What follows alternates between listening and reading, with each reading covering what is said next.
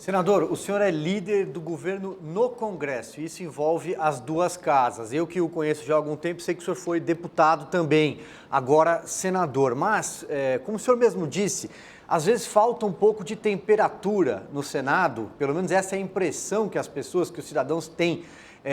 Eu perguntaria para o senhor o seguinte: o que de fato, qual projeto, qual agenda, qual pauta pode decolar a partir do Senado nesse momento aí de pandemia, de problemas econômicos? Rodrigo, o Senado tem trabalhado muito forte durante a pandemia, sustentando importantes pautas, principalmente as mais emergenciais. Vejo o Senado como protagonista da PEC emergencial, da reforma tributária e a Câmara com a característica de aprovação da reforma administrativa e de mais algumas reformas, principalmente no tocante a privatizações do governo. Então, eu acho que as duas casas dividem bem o papel de aprovação de reformas que, diga-se de passagem, há uma crítica muito forte ao governo com relação à agenda, mas é importante dizer que se há dificuldade na aprovação das pautas nesses 2 anos do governo Bolsonaro, esse governo conseguiu tirar da fila de 30 anos a reforma da Previdência e uma proposta de divisão de recursos com municípios e estados que veio através da cessão onerosa e de tantas outras iniciativas, como a lei do saneamento, que já está surtindo efeito com relação a investimentos na área de saneamento. Então, assim, é difícil, mas o governo tem procurado fazer um papel melhor do que os governos anteriores e ainda precisando de muito ajuste.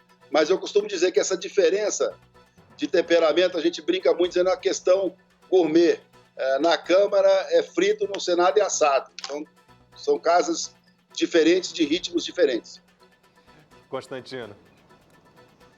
Senador, bom dia. O presidente eleito, Rodrigo Pacheco, ainda em campanha, ele disse que ia trabalhar para não furar o teto, né? Mas que isso não podia ser descartado em último caso, foram as palavras dele. O Brasil está olhando assustado, os investidores no mercado, por exemplo, para a situação fiscal no país, ainda mais depois de uma pandemia que... concordo com o senhor, a reforma previdenciária foi muito importante, imagina se não tivesse aprovado ela, mas que a economia de uma década foi embora em 1 ano, né? Então, a pergunta que eu lhe faço é, a população, os investidores, o mercado em geral, podem ficar tranquilos em relação a esse teto, ao simbolismo de respeitar esse teto e a âncora fiscal no país hoje?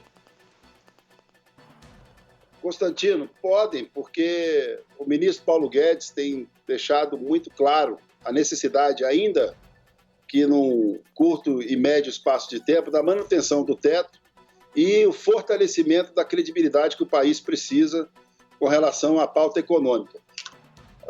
Eu tenho certeza absoluta que isso pesar no que a Câmara e o Senado irão votar nos próximos meses. Até apareceu aí o ministro Paulo Guedes. Eu tenho certeza absoluta que nós teremos aí uma responsabilidade com relação a isso. Mas eu queria também chamar a atenção, Constantino, para dizer que o trabalho de perder o exercício de equilíbrio fiscal que nós conquistamos, em parte com a reforma da Previdência e com a série de medidas de contenção de despesa que o governo Bolsonaro tomou, isso aconteceu no mundo inteiro.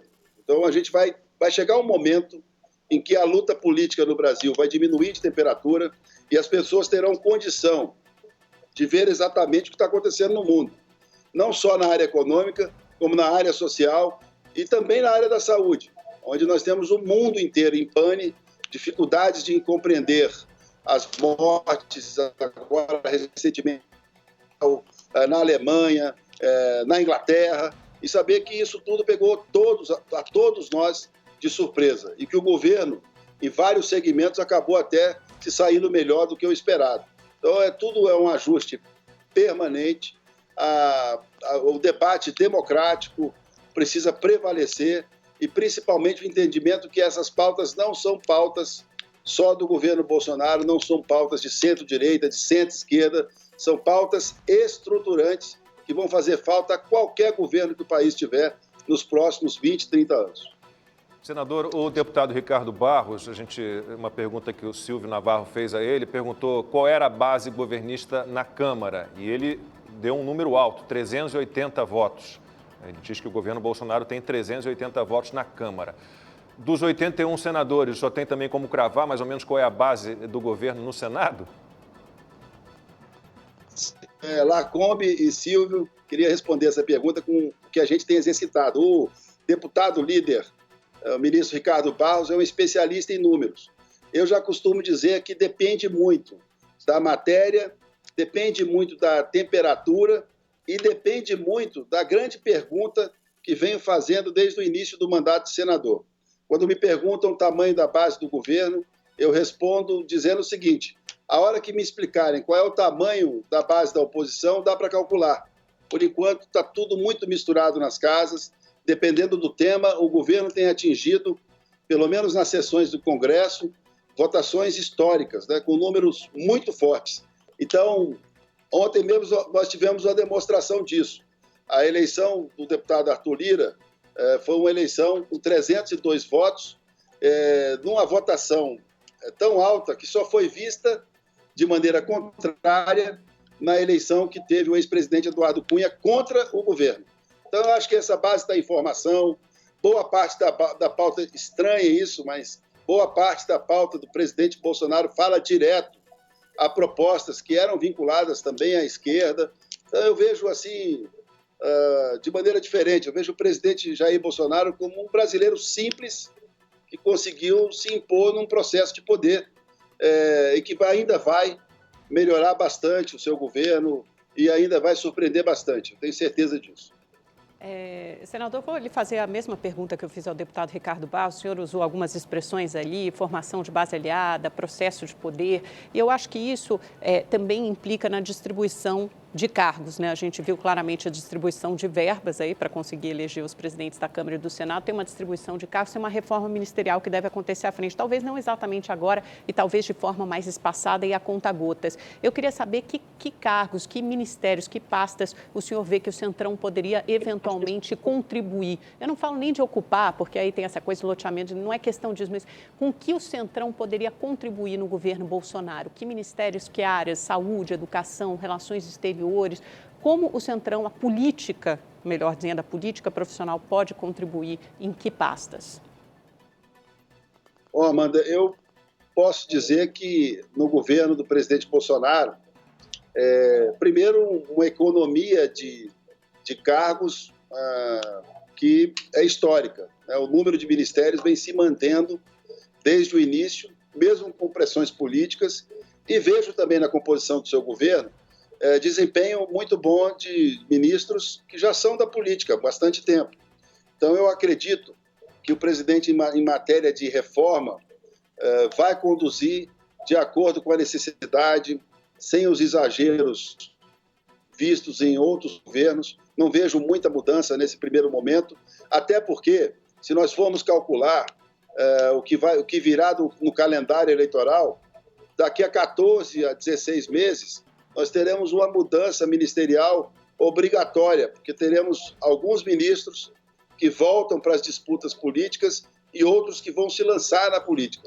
O importante é dizer que nessa matéria, em que pese os vários momentos de debate sobre ocupação de cargos, o presidente Bolsonaro tem sido muito prudente, embora alguns noticiários propaguem exatamente o contrário, mas é só fazer as contas para saber que os ministérios continuam com o mesmo tamanho, ele não tem recriado ministérios, mesmo sabendo que um ajuste ou outro é preciso ser feito com relação à função de ministérios que acumularam muitos cargos.